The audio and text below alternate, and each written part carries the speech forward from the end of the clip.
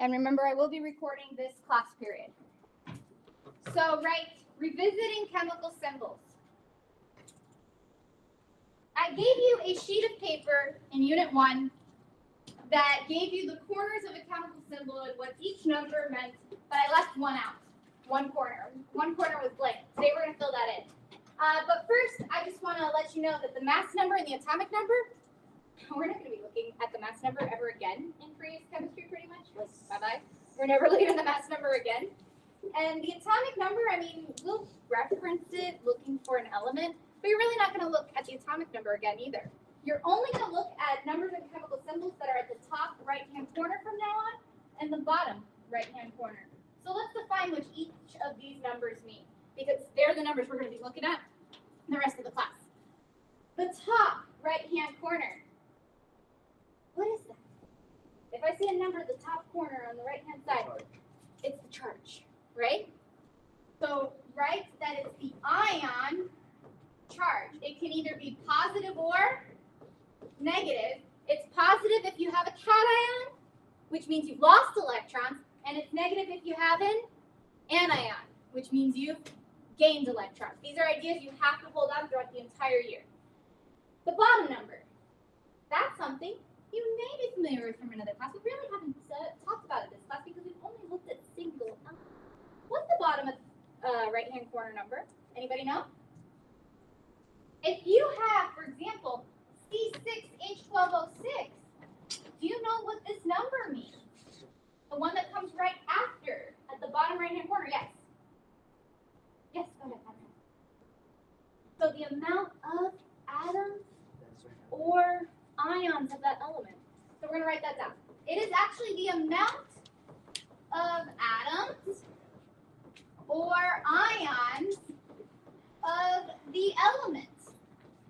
So when I look at this formula, this is glucose, I read this as 6 carbons. I read this as 12 hydrogens. And how many oxygens do you say? So it actually tells me how many I have. So these two numbers moving forward are the ones you've got to know. Bottom right-hand corner, that's how many I have. Top right-hand corner, that's the charge of the ion. If there's no number at the top right-hand corner, it's either because the charge canceled out or you have a single atom that doesn't have a charge. So write this down.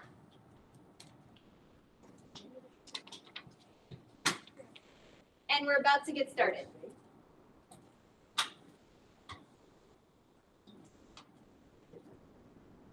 Two pieces of charge.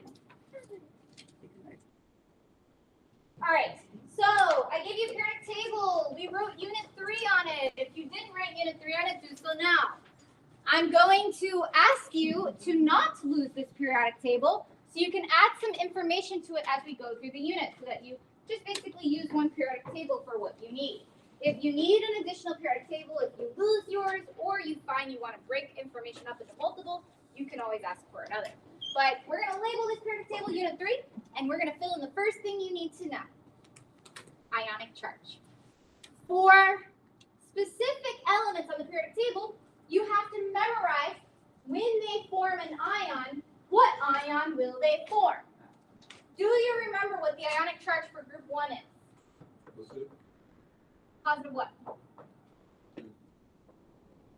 Positive 1. So the idea is if you have a metal, it loses all the valence electrons it has. So everything in group 1 makes a +1 ionic charge. Everything in group 2 makes a +2. Group, we don't talk about transition metals yet. I mean, they're going to enter the conversation next week. We'll talk about them because there are compounds with iron that matter. There are compounds with copper that matter. We use those elements. So we will have to talk about them, but we're not ready. We're not there yet. So we're going to skip them for now, and we're going to move to group 13. What's the charge for group 13? +3. Group 14 can be +4 or -4. Remember, it's +4 if it's a metal, -4 if it's a non-metal. Then, group 15 As long as you have a non-metal, it's going to be -3, 16, -2, 17, -1, and 18. No charge, right? No ion made from group 18. That's important to note. So, this is the first thing that I want you to write on your periodic table. And you have to understand, when it's a positive charge, this means that you're actually taking away electrons. When it's a negative charge, this means that you're adding electrons. Yes.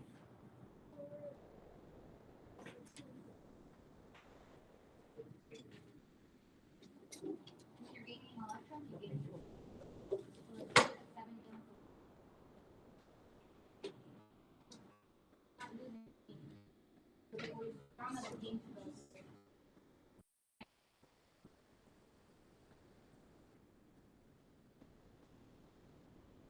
We'll be going back over this shortly.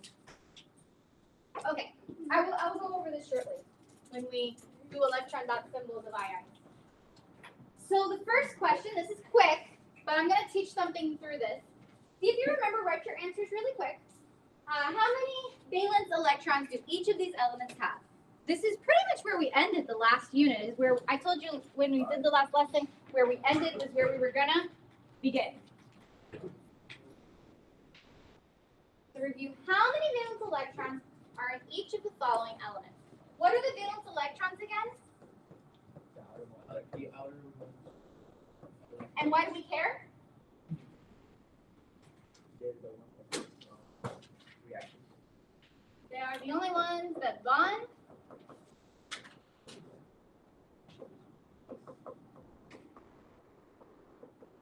And participate in chemical reactions. So we've got to know how many we have, because those are the electrons that are going to be gained, those are the electrons that are going to be lost, or those are the electrons that are going to be shared between elements. It's only the valence electrons. So from now on, I'm never going to talk about the core electrons again, I don't think. So you're probably going to forget they exist. Like the whole 1s2, 2s2, 2p6 thing. The whole reason we have the noble gas notation or the shorthand notation is because we don't care about the rest. Because those electrons are always there. They make the element stable if you have the same amount of electrons as your parent gas. So, nitrogen. How many valence electrons? How do we do this? 9. Nitrogen, group 15. Take away the 1, it's 5. Remember, valence electrons is how many does it have, not how many does it need to get to 8. It has 5. Sulfur has? It has 6. And barium has? 2. 2. All right. So the reason why I'm going over this, thought I heard the door. The reason why I'm going over this is because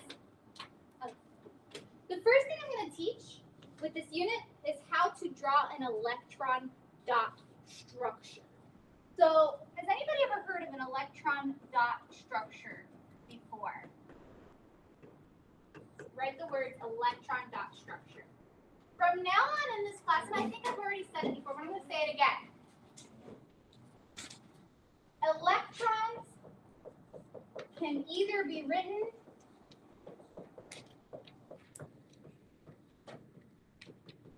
as dots or E minus, right?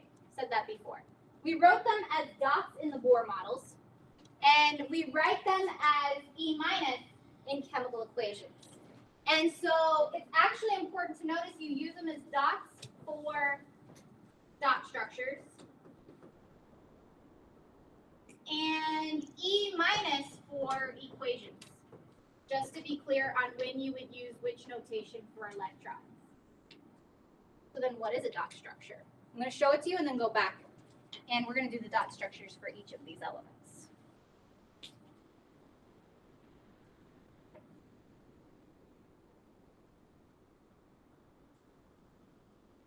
I'm giving you a little bit of time to write this.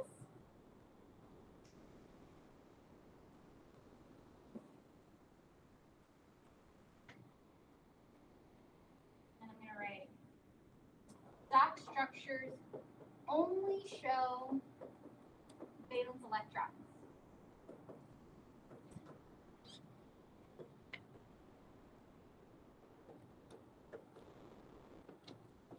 around the chemical symbol.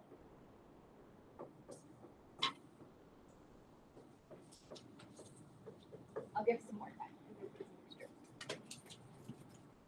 So when we see a dot structure, basically what we're going to be doing is for each element, we're going to write the chemical symbol, and then we're going to write the valence electrons around that element as dots. And it's going to help us understand how bonding occurs later on as we're working through bonding. So we start with, how do we write the electron dot structure for an atom? How do we write the electron dot structure for an ion?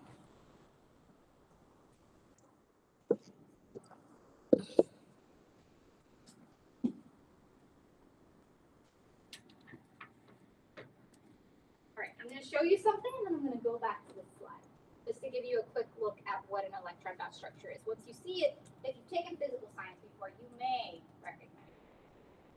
This is what it is. Do you recognize this? Anybody? Raise your hand if you've seen this before in your life. If you haven't, it's okay. Remember, I teach everything from scratch. So basically, all an electron dot structure is, take a look at it. Lithium has how many valence electrons? 1. So how many dots do you see? 1. All right, let's pick another element. Phosphorus. How many valence electrons does phosphorus have? 5.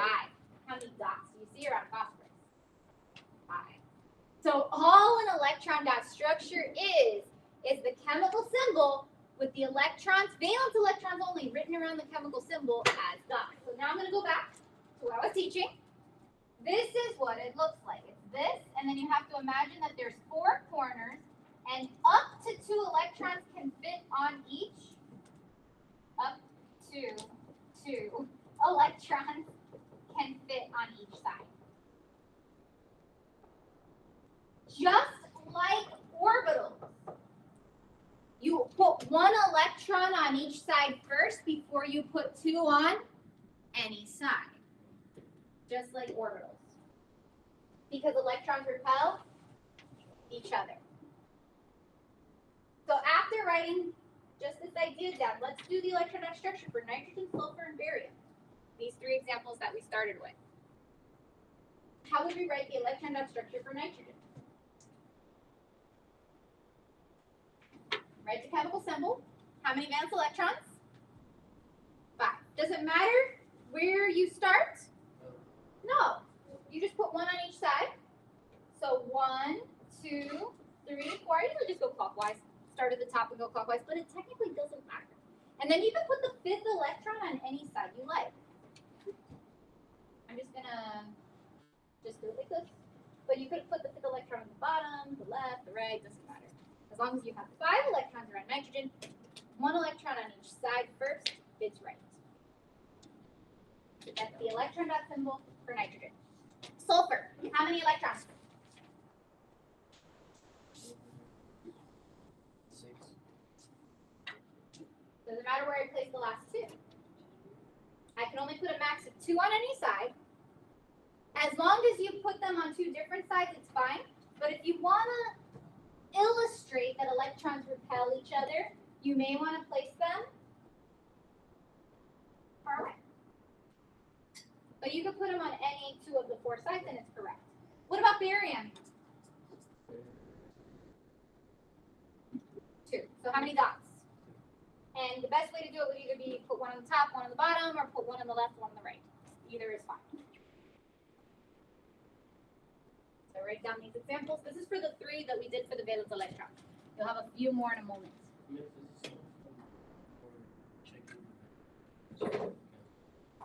So what this is going to lead to is showing transfer of electrons, which we're about to do.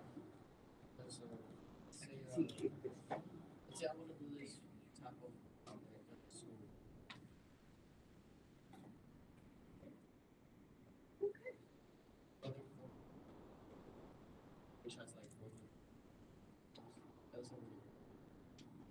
We're not talking about transition metals. And we're not talking about things that don't exist, because rutherfordium has parentheses around it, which means that they created it in the lab for a half a second. So we're leaving to the naturally existing subjects right now, just to be clear. Okay, so this is where we're at. So far, so good? Now, let's do two things here. We're going to draw the electron dot structure for atoms, but we're also going to draw the electron dot structure for the element ions. Now, we're going to change this last one from boron, because it's a metalloid, to barium, because I would like you to just work with metals and nonmetals for now. Metalloids are a conversation for a different day. They actually don't typically make ions because they typically participate in covalent bonding, not ionic bonding. What? Covalent. That's what we're going to learn either at the end of next week or the week after. The other type of bonding. We got to get through ionic first, then we get to covalent.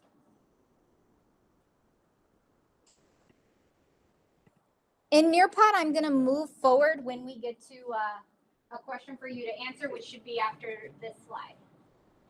So atoms versus ions.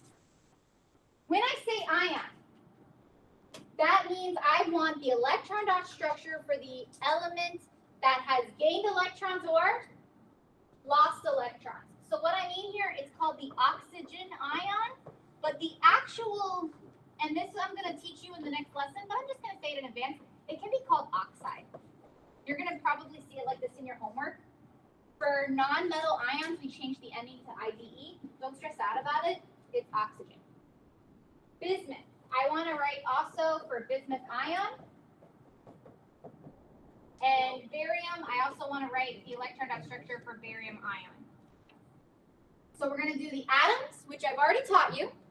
And then I'm going to teach you how to do this for ions. How to write the electron dot structure for ions. Let's start with oxygen atom. What is our first step to get the electron dot structure? So it's fine, which I'm going to just call VE, valence electrons. For oxygen, how many? 6. And then the strategy is you put one on each side first. Does it matter where you start? No. Typical, start at the top. You want to be spicy, start somewhere else, it's fine. Doesn't matter. 4 and then 5 and 6. Oxygen. What about bismuth? 5. So notice, into your question, that's element 83. Well, we don't have to look at all those electrons. We only have to look at its outer 5. Because that's what's going to be lost or gained. Depending on, we'll find out. So find valence electrons. 5, and it's just place the electrons around, right? So Bi, 1, 2, 3, 4, 5. Bismuth. Barium. Electrons. It doesn't matter, you can go left, right, or top, bottom. So I already showed you how to do this, but now you need to learn how to do this for ions. So I can tell you oxygen ion or oxide ion, and I expect you to know exactly how many electrons oxygen has either lost or gained. What's the first thing we should be looking at to know if oxygen has gained or lost electrons? Technically, what should we be looking at? If it's a metal or a? So first thing you should look at is that oxygen is a non-metal. It is a non-metal. Metals are on the left side, non-metals are on the right side. Non-metals always gain electrons. So once you've decided you have a non-metal, it gains electrons until it has? Until reaching the nearest noble? Yes. Which is typically 8.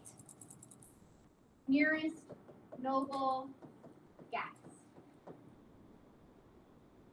So what is the oxygen ion then? O with what charge? So far so good?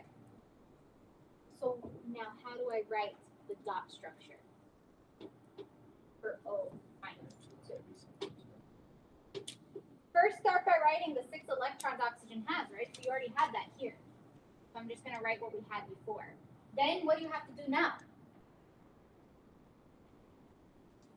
You have 6 electrons that oxygen originally had, and now you have to add 2 more.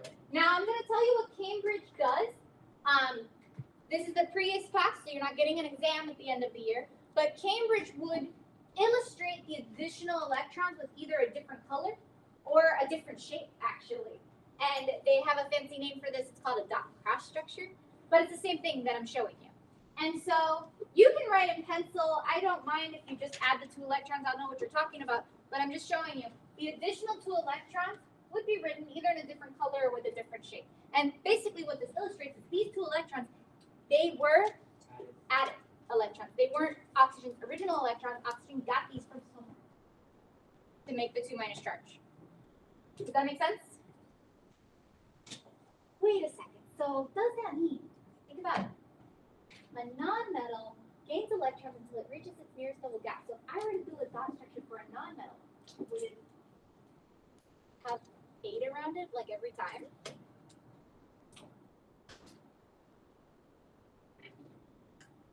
Well, think about it. If you've got sulfur, sulfur minus 2, right? 6 plus 2 is 8. Bromine has how many valence electrons? 7, but it needs to gain 1 to get to 8, and it will have 8. So unless we're talking about hydrogen, every other nonmetal is actually going to be drawn with 8 electrons around it when it becomes its negative charge. So it's actually really easy to remember. Nonmetals will gain as many electrons as they need to get to 8. So they'll max out at 8. So let's talk about metals real quick. Bismuth. Just gave it away. Is it a metal or a non-metal? Bismuth is a metal, right? It's a metal. So although it's in group 15, it's a metal. Does that mean it gains or loses electrons? You gotta do that evaluation. Bismuth is a metal. So would it gain 3 electrons being a metal, or would it lose 5? It has to lose. Remember, metals always lose electrons. They have low electronegativities, low ionization energies. They always lose electrons. So metals always lose all the valence electrons they have. So that means what charge would bismuth have? Plus. How many electrons are we taking away? 5. And if I take them away, they're not there anymore. So would you write any dots around? So for metals, you actually just take away all their valence electrons. You just write the charge, and there's no electrons around them anymore because they went somewhere else. The core electrons are still there, but do we write the inner energy levels of electrons? No, we only write the electrons being indirect, transferred. Yes, Orestes, you have a question?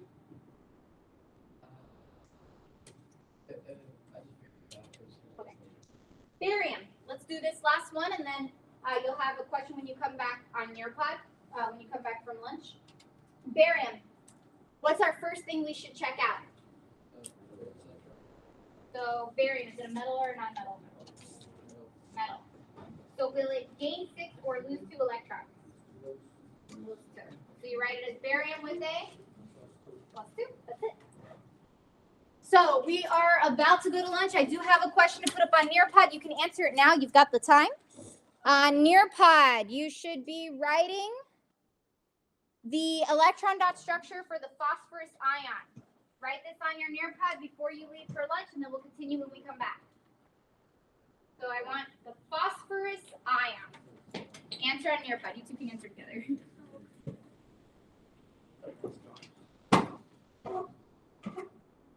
A draw it exercise, meaning I actually want you to draw the electron dot structure for the phosphorus ion. What would you do?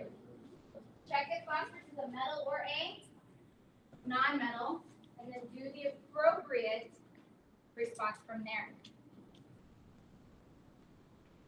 I'm going to stop recording until we get back from lunch.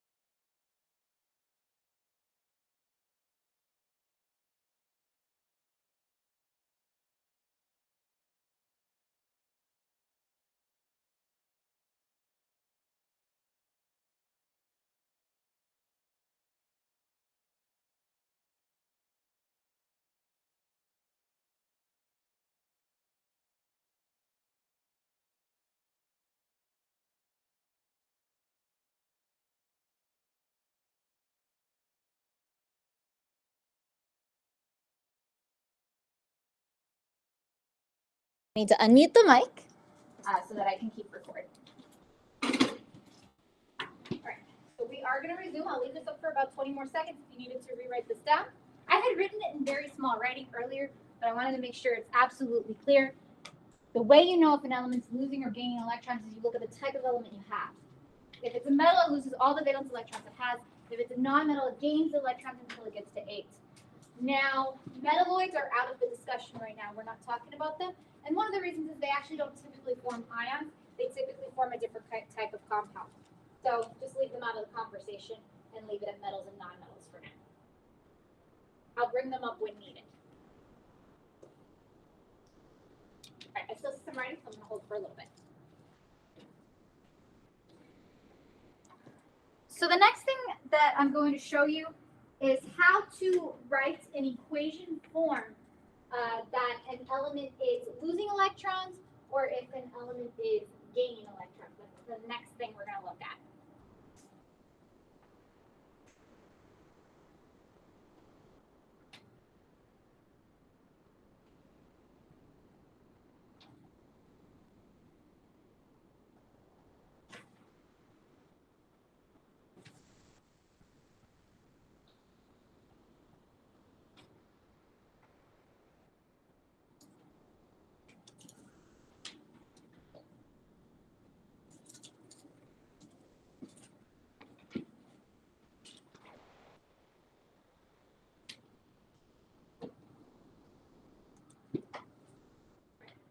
Moving forward.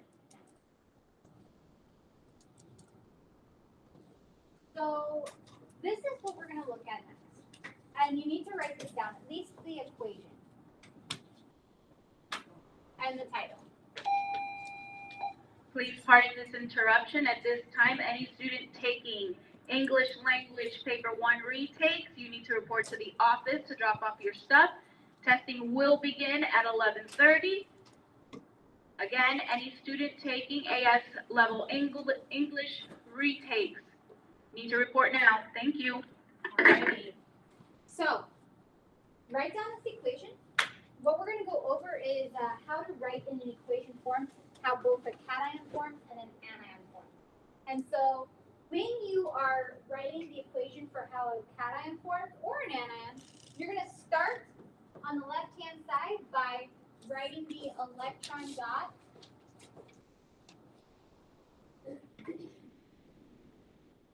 The electron dot structure.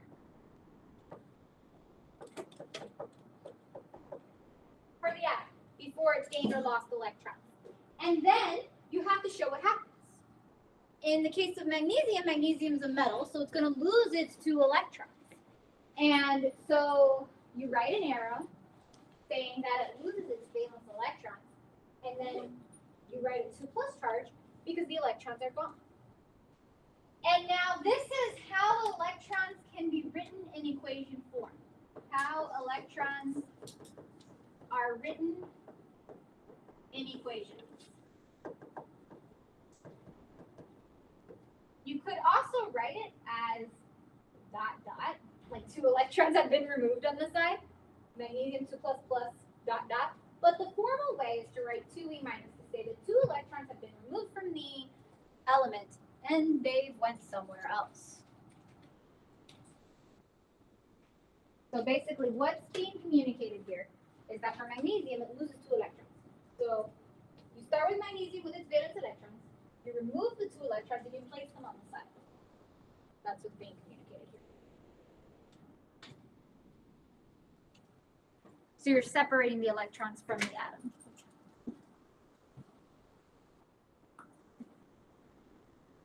I'm giving you some time to write the equation down because we're going to create some of these from scratch for both cation and anion.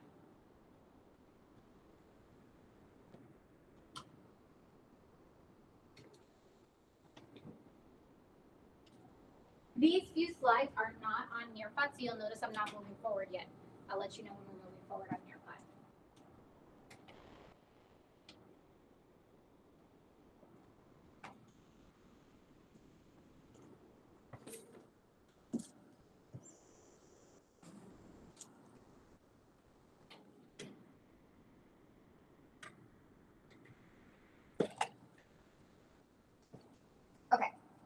to move forward now. So what we're going to do, I'm going to do two examples, one for a cation and one for an anion. And then you're going to do the third example, showing an equation to show what happens when the ion is formed. So I'm going to show you the first two, and then you're going to do the third one. And then I'm going to check it and give you a stamp if you got it right. So if you didn't turn in your bell work, that'll be the next time that I'm checking for your bell work very shortly, after I do the first two examples. All right, so barium. If I want to show an equation for either the cation or anion forming, what is the first question?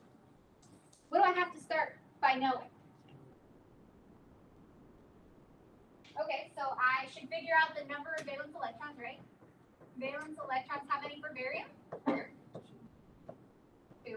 And what's the other thing I should know before I get started? If it's a metal or a non-metal. So I'm going to write down that it's a metal. Once I have those two pieces of information, I can figure out the question. I start by writing the electron dot structure for barium, which we've seen, I think, like 3 times today so far. Barium has how many valence electrons? So we would write 1 above and 1 below, or 1 to the left and 1 to the right. Either way is fine. And then following the process from before, you write an arrow. That tells us we're doing an equation. Barium is a metal, so does it lose 2 or does it gain 6 electrons? Definitely losing 2. So now you take those 2 electrons away, pluck them off, like that. Goodbye, they're gone. And so what charge would barium have? You take away 2 negatives, it's now going to be positive 2, right? Plus, now you took them away, you have to write them on the side. We don't know where they went, we just know they went somewhere. And so we communicate this. This means that 2 electrons were taken away.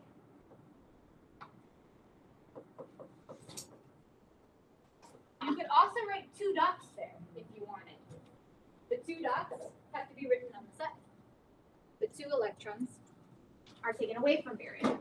And so this is the proper equation. Remember, whenever electrons are removed, it's a positive charge. When electrons are added, it's a negative charge because electrons themselves are negative. Let's do oxygen. It's a little bit different. It's an anion. How do I know that? What's the first piece of information I should write down before I start doing the question? Sure. The order is irrelevant, so either way is fine. I'm going to write the valence electrons, just keep my order the same. Valence electrons are 6. And it is a non-metal. So we know that what's going to happen to oxygen is it's going to gain electrons until it gets to 8. So you start with oxygen with its original electrons. How many does it originally have? 6 valence. 1, 2, 3, 4, 5, 6. Then write an arrow. You'll notice I left some space. And what happens to oxygen on the other side? It has to gain 2. So you can write them in a different color if you have a different color, but you don't have to. But it gains 2. Agree? So what's the charge of oxygen then? That's not the charge.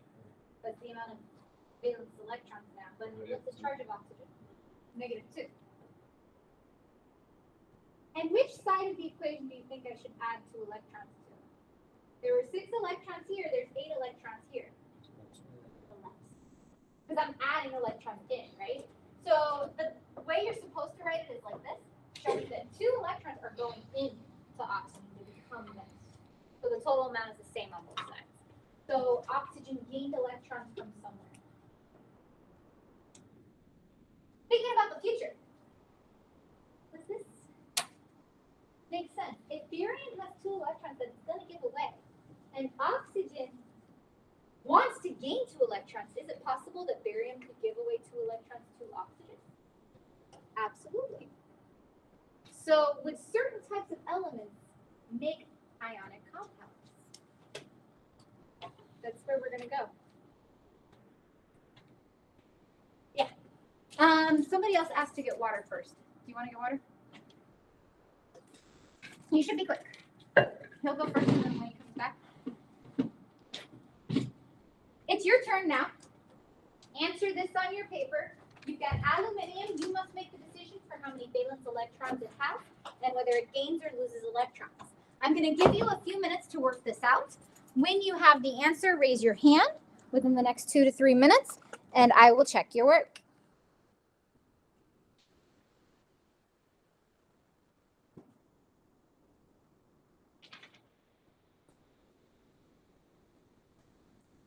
If you already have the answer, raise your hand. So you have a couple of minutes to work this out. Till 11:32 to give you a time before we move forward.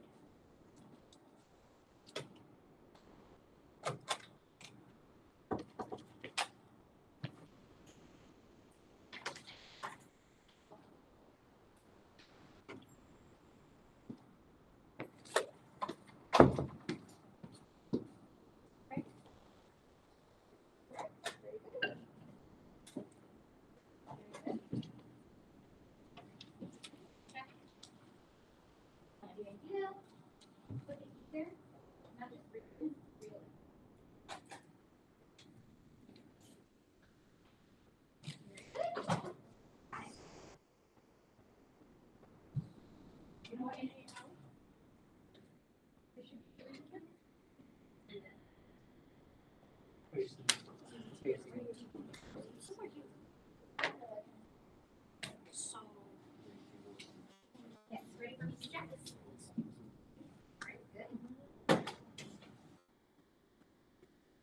Alright, as you're ready for me to check, you still got another minute. If you're ready for me to check, raise your hand.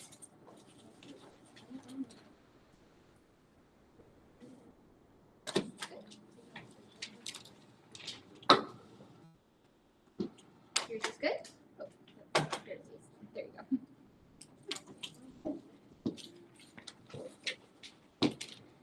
Very good. Alright, still got about 30 seconds before I move forward. Raise your hand if you're ready for me to check. Otherwise, you have to wait for the end of class for me to give you the hand. And then we can over the clock.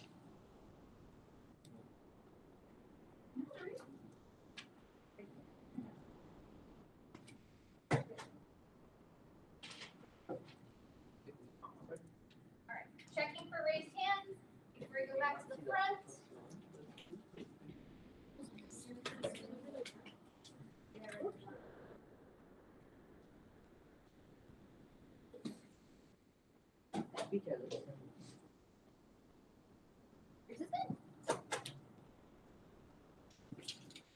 You have not given aluminum the correct amount. There you go.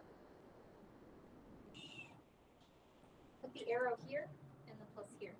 The arrow separates what's happening. So before and after losing electrons. Like that. That's good. And then you need an L there. It is not L. Alright, you can go to the back. Alright, so we're going to go ahead and continue at this point. If you did not get the stamp from me, you have to get it when I'm done with the lesson. So don't forget to remind me at the end if you did not get the stamp to go ahead and get it. So this leads us, I was saying, barium gives away electrons. We know that it gives them somewhere to something. Oxygen gains electrons. We know those electrons come from somewhere, right? So would it then make sense that metals give away electrons to nonmetals? And that's what an ionic bond leading to an ionic compound is. So let's go ahead and write it down. Anions and cations. These two particles have opposite charges. Opposite charges actually attract to each other. We know that. That's one of our main ideas. And so we know that positive charges and negative charges attract. So when your metal loses an electron or loses several electrons to become something positively charged, your nonmetal gains electrons to become something negatively charged, the resulting ions will be attracted to each other. And they'll form what's called an ionic bond, and together will form an ionic compound. And so each single bond between an ion, the force of attraction is called the ionic bond. And then the ionic compound is when you have your total amount of ions put together that make a complete compound. So go ahead and write this and I'll continue explaining shortly.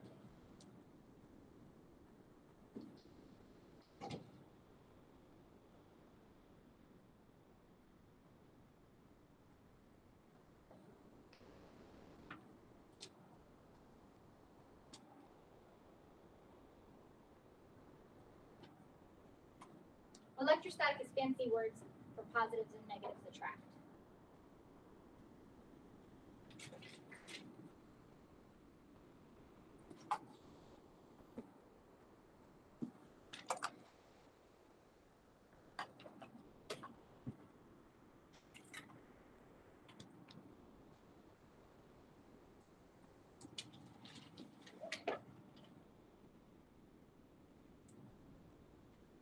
And then you may want to write down compound, just the word compound, means two or more elements combined in a fixed ratio.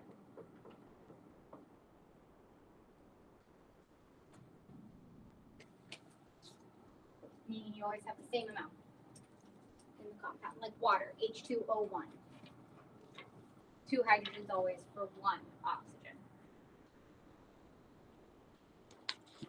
And so we're about to learn, well, how do we come up with the correct ratio for ionic compounds? How many metals versus how many nonmetals would we need in order to make an ionic compound? That's the last thing we're going to learn today.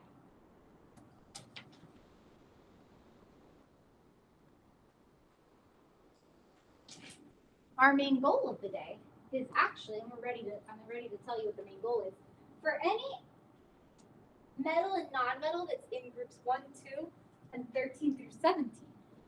Remember, not really transition metals too much yet. But any metal in group 1, 2, 13, and any nonmetal in 15, 16, 17, we can combine them together to form compounds. That's our main goal for the day. We will start to see, you'll see it in your homework, some transition metals, but you will be told what you need to know to solve the questions with transition metals. So write this down, and you should also write down a compound with 2 or more elements that are combined in a fixed ratio. What you should see at the top here, you do not have to write these diagrams down, but I will be, of course, sharing the notes with you along with the lesson recording after school. But what this is illustrating to you is that when you have sodium, does sodium want to gain or lose its electron, its valence electron? Lose, right? It loses 1. That electron goes to chlorine. So sodium loses an electron, and that electron goes to chlorine. So as a result, you get sodium that has a +1 charge, and you get chlorine that has a -1 charge. So after the transfer of electrons has happened, you now have a positive ion and you have a negative ion. And one of the key ideas in this class from Unit 1 that I told you is going to come back over and over again is you have to know how charges work. Positives would be attracted to negatives. So NaCl will form a compound because of the attraction between the sodium ions and the chlorine ions. This is a compound you should be very familiar with. It is table salt. What we put on our food to make it taste good. NaCl. It is a well-studied compound, and this is how it forms. And so this actually tells us that an ionic compound is formed of specific types of elements. What type of elements form an ionic compound? Can you come up with it?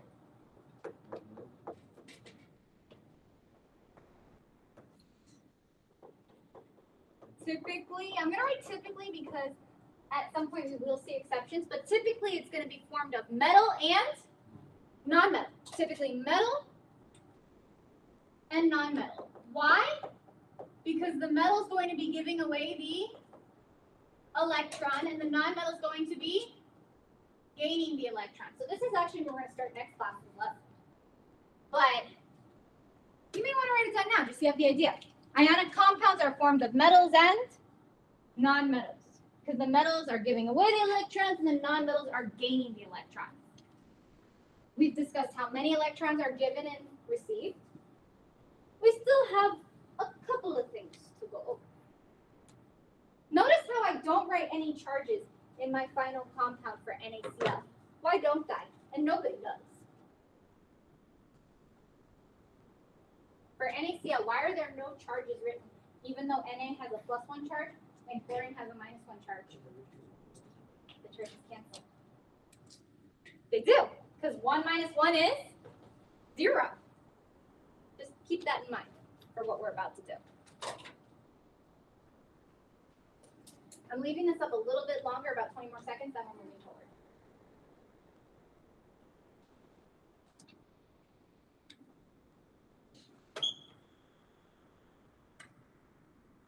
Okay, don't write all this down.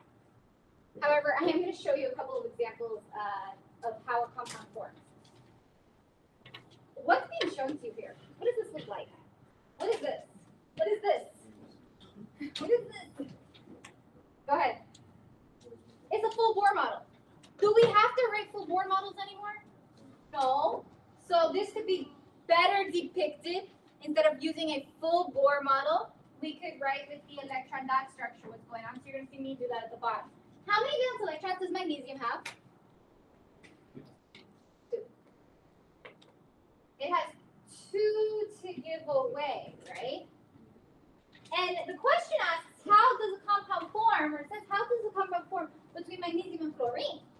So if I have fluorine trying to combine with magnesium, magnesium must give 2 electrons away to be stable. If it gives 1 electron away, it's still not stable. It has to give 2 away. And fluorine has how many valence electrons? 7. So you may want to recognize here that magnesium has to give 2 away. Like it has to. Required. Fluorine has to gain 1 because it has 7 already, right? So if fluorine has to gain 1 electron to be stable, but magnesium has to give away 2 to be stable, will 1 magnesium and 1 fluorine make a stable compound? So one thing you're going to want to point out is that in order to have a stable ionic compound,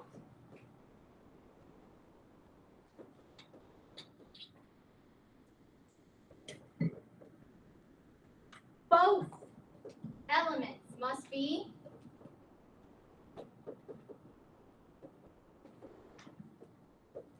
stable. Both, yes.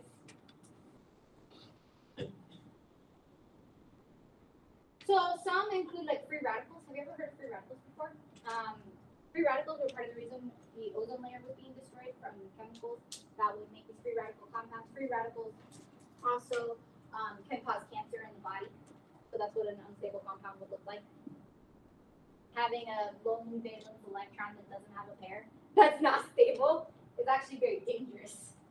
But how compounds naturally form is to make stable compounds. And so stable compounds is when the metal gives away everything it can, when we're looking at ionic compounds, and the non-metal gains everything it can. So my follow-up question now is, would 1 magnesium and 1 fluorine make a stable ionic compound? Would those be the correct amounts? Magnesium has 2 to give, but fluorine only has 1 to gain. So in order to make this compound between magnesium and fluorine stable, and it says it up here, you need 2 fluorines to make it happen. So you can only add more, you cannot cut your atom in half. It's an idea. You can't say, well, I just have half a magnesium with 1 valence electron. It doesn't work like that. You can't do that. You can only add more of an element. And so now that I have 2 fluorines and 1 magnesium, I know that I can give 1 of my valence electrons from magnesium to the first fluorine and 1 of the valence electrons from the magnesium to the second fluorine. And that will be stable. That's what's being illustrated here. Now, what would that compound look like? What would the formula for the compound look like? It's called a chemical formula.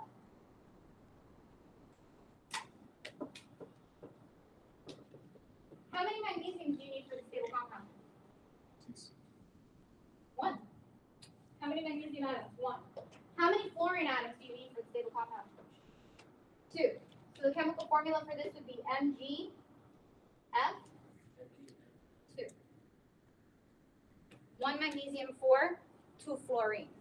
That's what will balance the electrons. Remember, the amount of electrons given by one element has to equal the amount of total electrons gained by the other element. I'm going to show you this process again, don't worry. And then I'm going to make it easier. But this is just to develop an understanding of what's going on. In an ionic compound, your metal is giving away electrons, your non-metal is gaining, and you have to have the correct amount of atoms so that the electrons lost by one element equal the amount of electrons gained by the other. So if it doesn't happen with 1 and 1, you have to add more of one of the elements in order to make the stable compound. So whenever we see magnesium fluoride in nature, we will see it as MgF2. There'll always be 2 fluorines for every 1 magnesium. And I believe you had one in your tutorial with calcium and fluorine, if I recall, and it was CaF2. All right, we're going to show this again. Sodium and oxygen. Let's see if we can do this process. How would so write this one down in your notes. How would a compound form between sodium and oxygen? So the real question I'm asking is also to give the chemical formula. I want to know how many of each element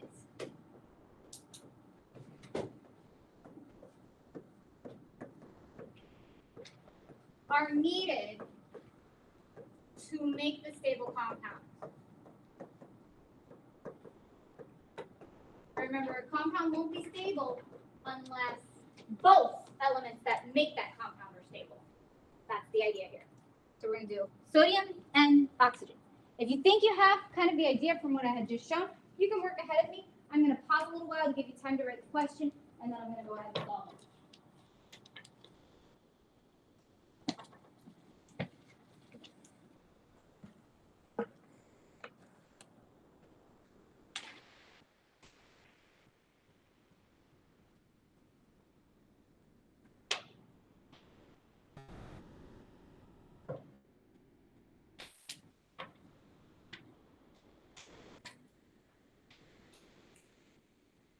I'm sorry?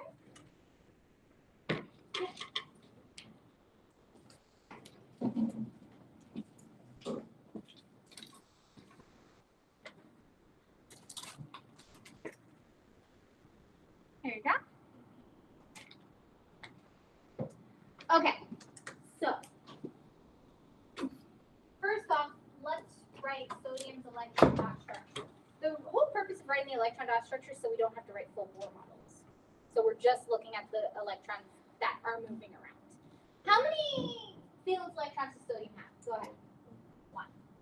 And so let's also write next to it oxygen. Oxygen has how many valence electrons?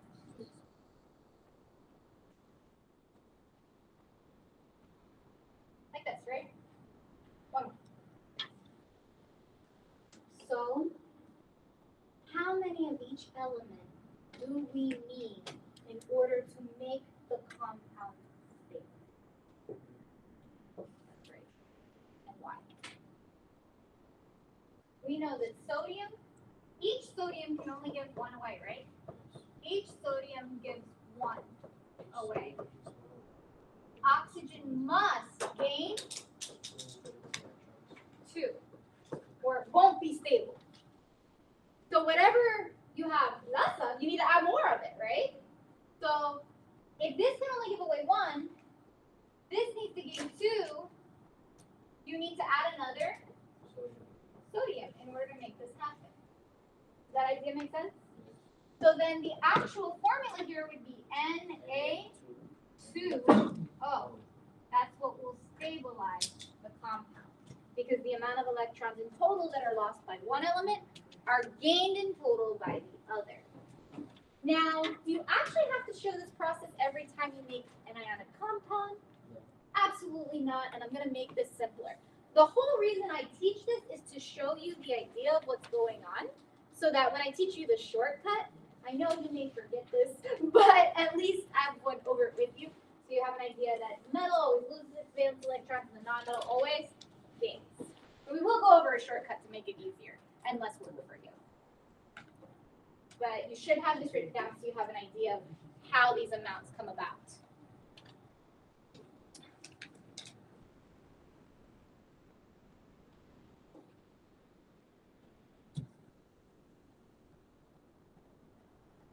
So in this compound, does sodium actually have a charge? Think about it. What is this compound made of? It's made of 2 sodiums that have a +1 charge. Would you agree? And 1 oxygen that has a -2 charge. That's what this compound is made of. What's the overall charge of the compound? Because that's going to be our next question. You're going to see it on the slides. What is the overall charge of this compound? Always be 0. And if it's not 0, it means that your transfer wasn't done correctly. So it's actually always supposed to have an overall charge of 0. And that is what you're about to see as the question here. What is the overall charge of an ionic compound? Go ahead and write it down. What is the overall charge of an ionic compound? I just answered it. When I add up all my positives and all my negatives in any ionic compound, the overall charge has to be a specific number, or else it's not stable, actually, because your electrons transferred wouldn't be equal. So if I know that my amount of electrons lost by one element, positive, have to equal my amount of electrons gained by another, negative, the positives and negatives should always be canceling out to become the number 0. All ionic compounds for stable compounds have a charge of 0. And in the previous course, we work exclusively with stable compounds.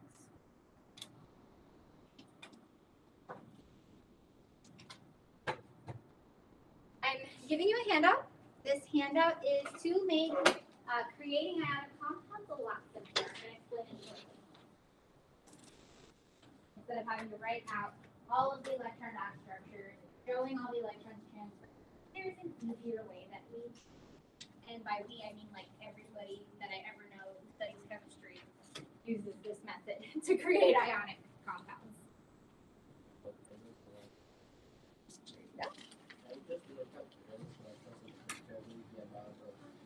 Yes.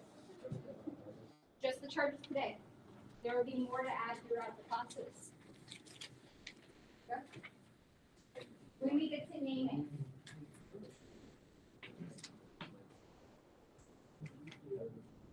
Maybe. Might be more work than you need to do though. Right, this is for you. So,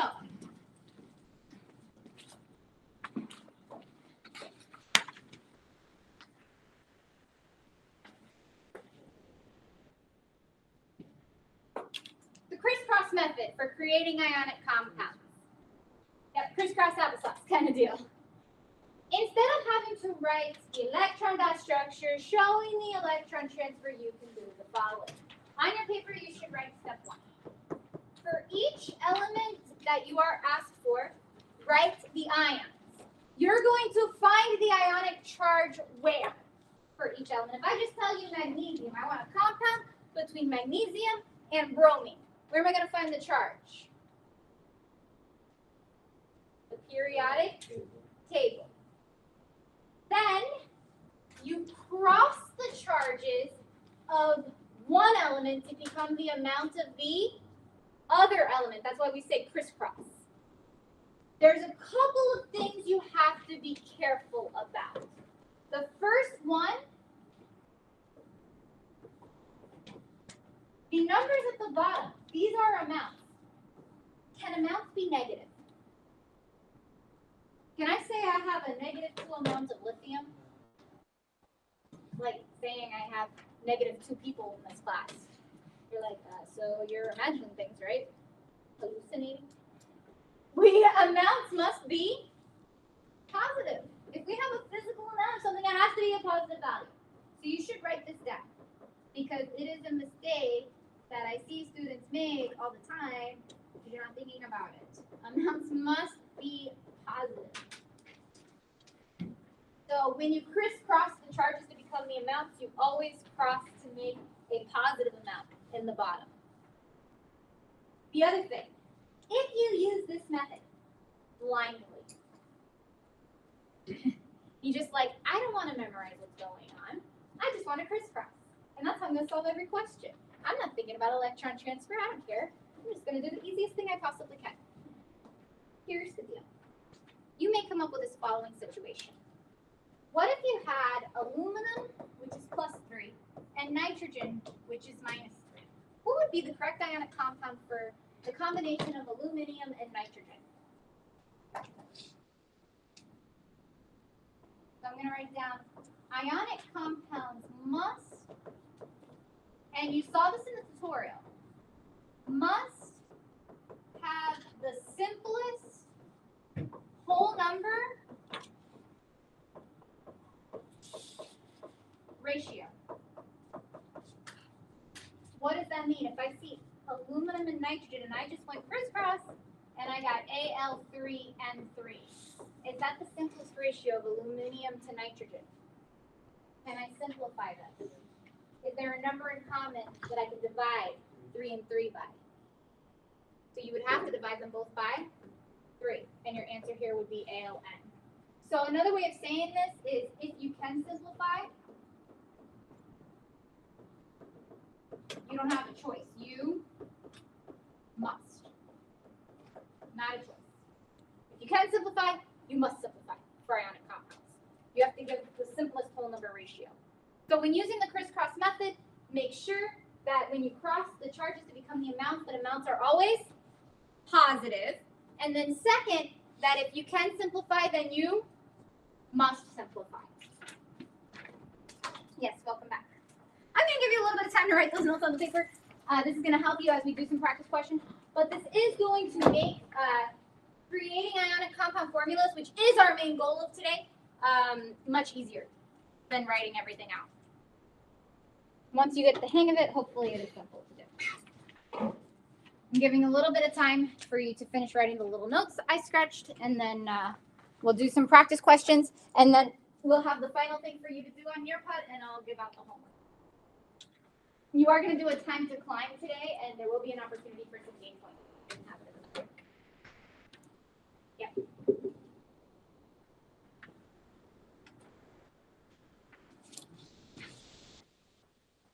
So this was step 2. Just 2 steps. Write the ions and then crisscross. Okay, let's take a look. This is the type of question. I'm just going to change the last one to make the scenario one that requires a little bit of attention. So predict the formulas for the ionic compounds formed in the following scenarios. A, I want the ionic compound that is stable that forms between potassium and oxygen. B, magnesium and nitrogen. C, barium and oxygen. I wrote what its name was accidentally, but it's barium and oxygen.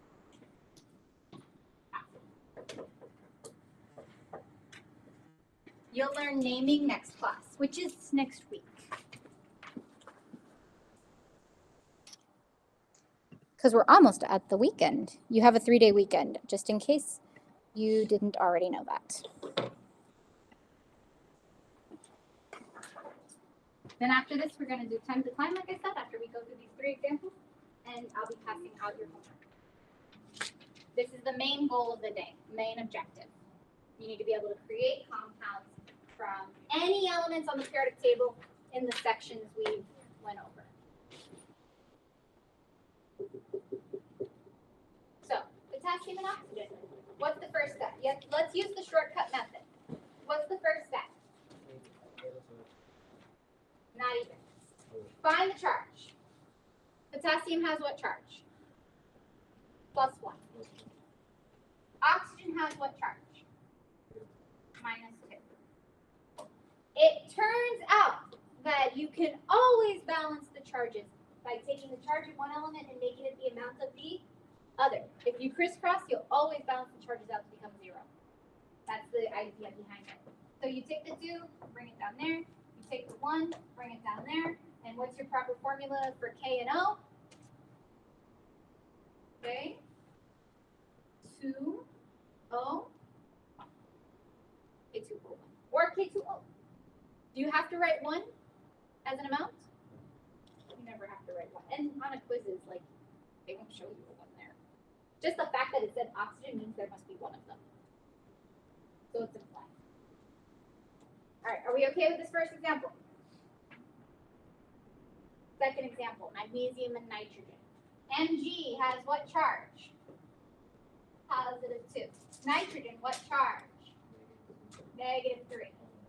Can you imagine moving the electrons over would be a hassle, but it's not, because all you have to do is this, and it will give you the correct ratio. Mg, what? N2. This actually tells us that magnesium in total gets 6 electrons away. Do you see that from what I've written? If I have 3 magnesiums and each of them lost 2, how many electrons have been lost in total by magnesium? 6. And how many, I've got 2 nitrogens, each nitrogen gains 3 electrons. How many electrons does nitrogen gain in total? 3 times 2, which is 6. That's why I told you, if you use the crisscross method, it will always balance out the amount of electrons. You don't have to think about it, but it always works out. All right, barium and oxygen. Last one. Ba. What's the charge? +2. How do we get that quickly? Look for the group. Should you memorize the group ionic charges? Absolutely. Please do. I asked you to do it last unit in preparation for what we're doing now, actually. And then oxygen. What's the charge? -2. Because we are going to memorize those group ionic charges. It's in group 16, always -2. Okay. Do I have to crisscross? You don't have to. This gives away 2, that gains 2, you only need 1 of each of them, right? You don't have to, but if you just blindly followed, it's like, I'm just going to crisscross everything. I don't want to think about electron transfer. There. You would come up with Ba2O2, but will this be a correct answer? No, because if you can simplify for an ionic compound, you must. So the simplest whole number ratio between 2 and 2 is actually to divide each of them by 2, and you get Ba. Oh, and that's the correct compound. Does that make sense? Okay, so before I pass out the homework, which I'm about to do, homework's on paper, it's going to be due next class. Next class is on Monday. There's one thing I want to bring up. You're going to start seeing Roman numerals. So you're going to want to write this down real quick.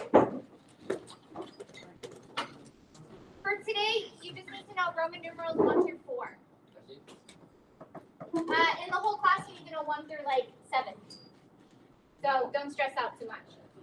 Anytime you see an element and you see the Roman numeral 1 next to it, what that communicates is +1. So you're going to want to write that down because it's shown in your homework. Anytime you see II, that is the Roman numeral 4, 2, so it's +2.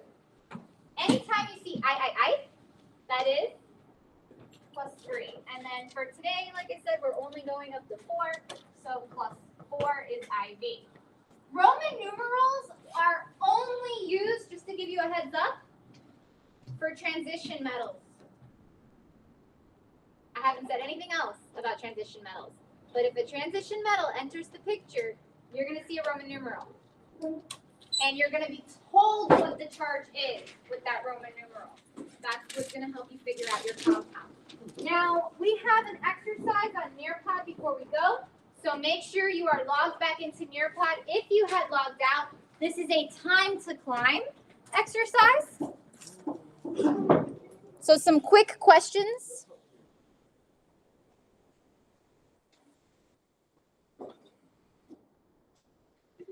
All right. To make it spooky, we're going to do Halloween theme if it's available. What? All right, so you've got a minute to pick your character on time to climb. While I'm waiting for you to pick your character, I'm going to be passing out the homework. Don't forget to write on it. It's due Monday. Due Monday. It doesn't mean do it Monday, but due Monday. Due Monday for the homework. So I'm passing out the homework. After I pass out the homework, we'll start the time clock. Due Monday. Here you go. Here you go. And here you go. Here you go.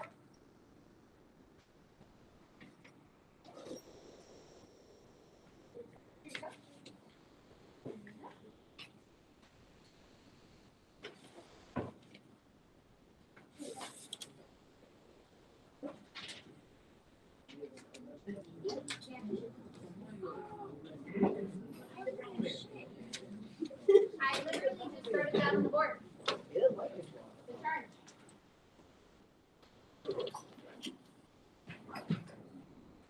So like if it says iron 2, that means it's Fe plus 2. All right, so everyone should be signed in for the time to climb exercise at this moment. You've got about 10 more seconds before I press start.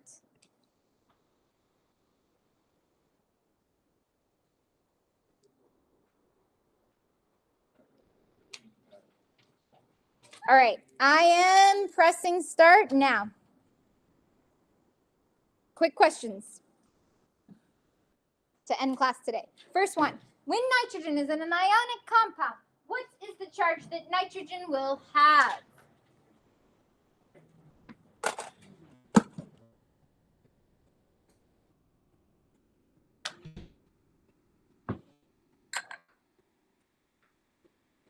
So far, 10 have it right, 2 have it not right. Nitrogen is a nonmetal, and it should gain 3 electrons to get to its nearest noble gas. All right, next question. Nitrogen minus 3. When magnesium is in an ionic compound, what's the charge magnesium will have? It's always the same charge. It's literally on the board. So is nitrogen. Yeah, you get that wrong. How about that? I've been getting it right, bro. I'm just telling you. I'm first. I thought you were getting it right. All right, next question, next question. When neon is in an ionic compound, what ionic charge would neon have?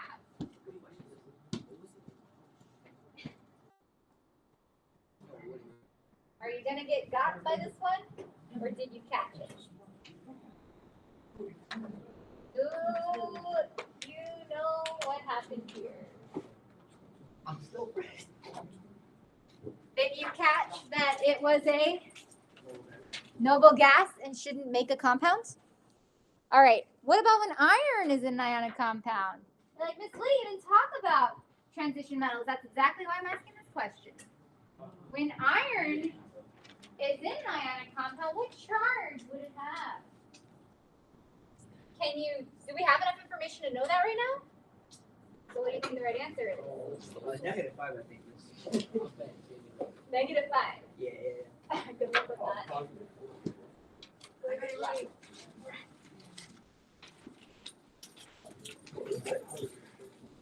All right. 3 more questions. Next, what is the ionic compound? You get a minute for this one. That forms between calcium and bromine. So this is like your homework.